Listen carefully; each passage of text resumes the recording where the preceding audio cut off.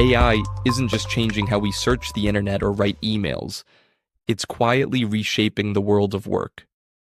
And one of the biggest questions today is, which jobs are at risk of being replaced? As AI becomes better at handling repetitive tasks, entire categories of work are being reevaluated, but not all jobs are affected equally. Some are highly exposed to automation, while others may be enhanced, or even become more essential.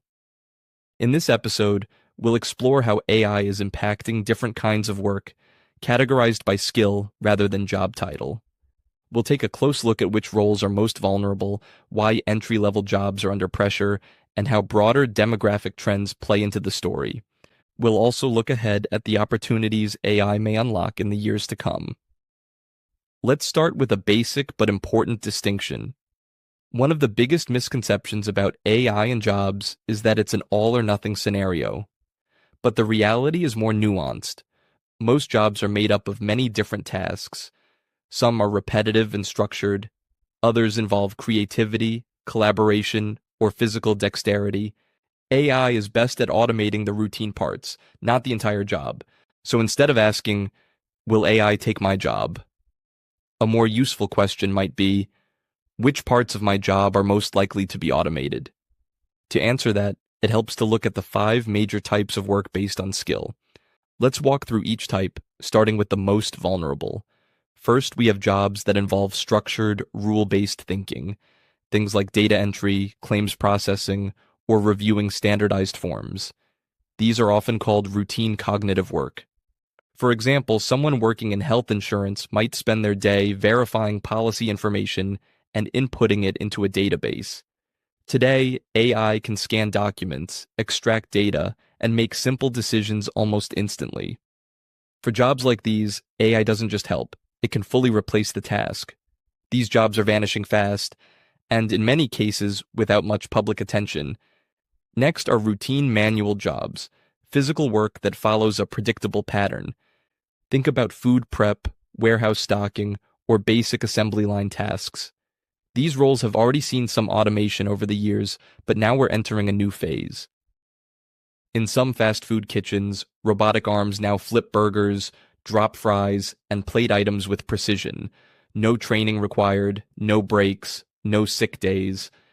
That doesn't mean every restaurant worker is out of a job, but it does mean the back-of-house labor model is shifting.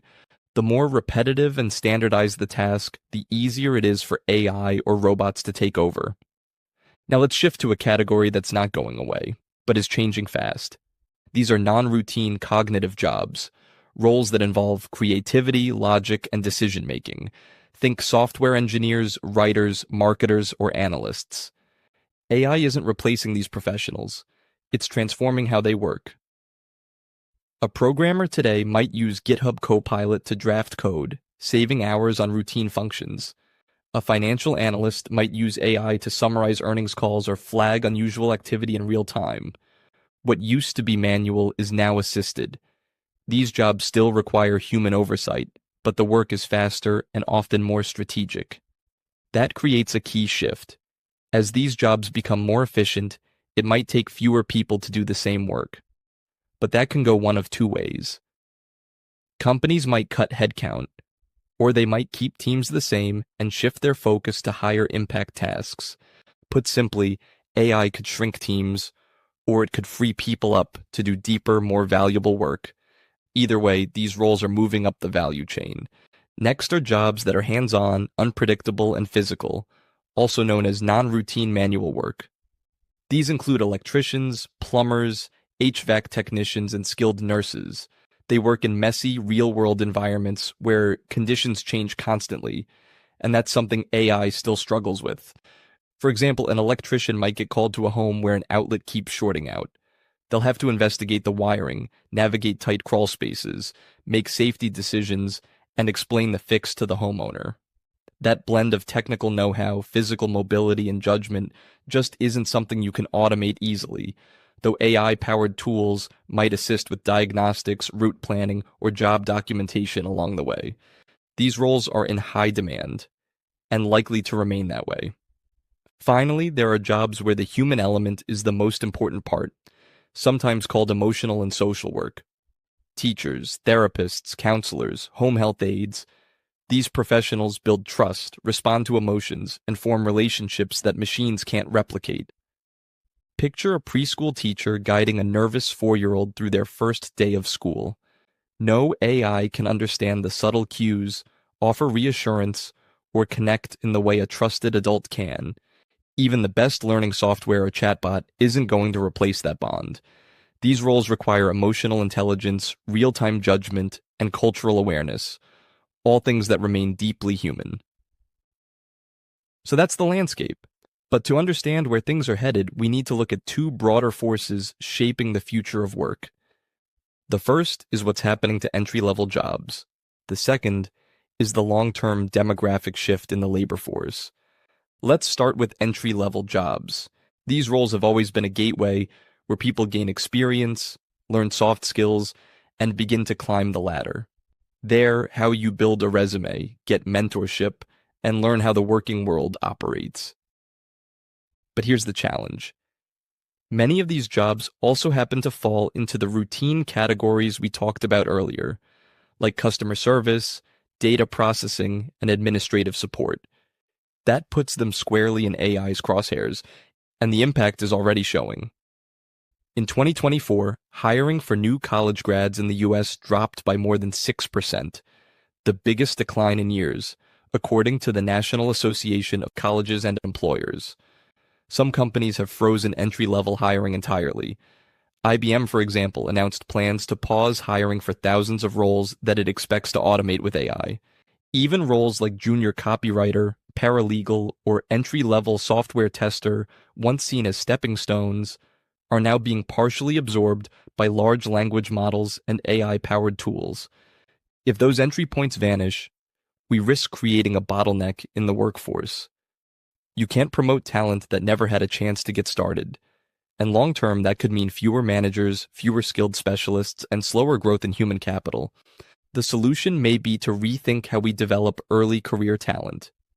That could mean investing in paid apprenticeships, building AI-assisted internships, or creating alternative credentialing systems that reward skill over pedigree. Education systems may also need to adapt, helping students learn how to work with AI, not compete against it. Now let's zoom out to the bigger picture. Demographics. The workforce isn't just being reshaped by technology, it's also being reshaped by aging. In the US, more than 10,000 baby boomers reach retirement age every single day. By 2030, 1 in 5 Americans will be over the age of 65. Globally, countries like Japan, South Korea, Germany, and even China are already seeing a steep decline in working-age populations. Meanwhile, labor force participation in the US has been trending downward for 2 decades, falling from 67% in 2000 to about 62.6% today. That may not sound like a lot, but it represents millions of missing workers. This isn't just a future problem. It's already affecting industries. Hospitals can't hire enough nurses. Construction companies are short on skilled tradespeople. Trucking fleets have more routes than drivers. That's where AI comes in. By automating repetitive, low-value tasks, AI can help businesses stay productive even as labor becomes more scarce. Think of a single teacher using AI tools to customize lesson plans for 30 students, or a small accounting firm using AI to process invoices and file returns with fewer staff. In Japan, elder care facilities already use robotic assistants to help lift patients or monitor their vitals, not to replace workers, but to supplement a shrinking staff. So while AI may replace some jobs, it could also be critical to keeping the economy running in a world with fewer working hands. Now let's talk timing, because these changes won't happen all at once. In the near term, we'll continue to see AI automate routine tasks, especially in areas like customer support, data processing, and content generation. In the medium term, more mid-level roles will evolve. Jobs in law, finance, education, and marketing may shift as AI becomes a regular part of the toolkit. The people in these roles won't disappear, but how they work will change. And in the long term, entire industries may be restructured. Just like the internet created jobs like app developer and social media manager, AI will likely give rise to roles we haven't even thought of yet. So what's the upside? Amid all this disruption, there's also enormous opportunity. We're already seeing new roles emerge in areas like AI-assisted marketing, content moderation, and data labeling. Familiar jobs like project managers, copywriters, and customer service reps are becoming hybrid roles that combine human strengths with AI support. Professionals in healthcare, education, and finance are using AI to improve accuracy, speed, and personalization. These aren't job losses, they're job transformations. AI is also lowering the barrier to entrepreneurship. Today, one person with the right tools can launch a business, build a brand, and serve customers globally, without needing a team or a big budget. And perhaps most importantly, as AI reduces the burden in certain industries, it frees up human workers to move into roles where people are still essential, like elder care, skilled trades, and early education. As repetitive tasks are automated, we may get to spend more time doing what humans do best, solving complex problems, supporting each other, and building new things. Of course, there are still many unknowns. How fast will adoption happen? How will governments respond? What skills will matter most a decade from now? We don't have all the answers, but what's clear is this. The future of work isn't being written for us. It's being written by us. And if we design this transition thoughtfully, AI won't just reshape work, it could expand what's possible for everyone. That's all for this episode. Thanks for tuning into Brain Snacks. Subscribe for more big ideas explained simply.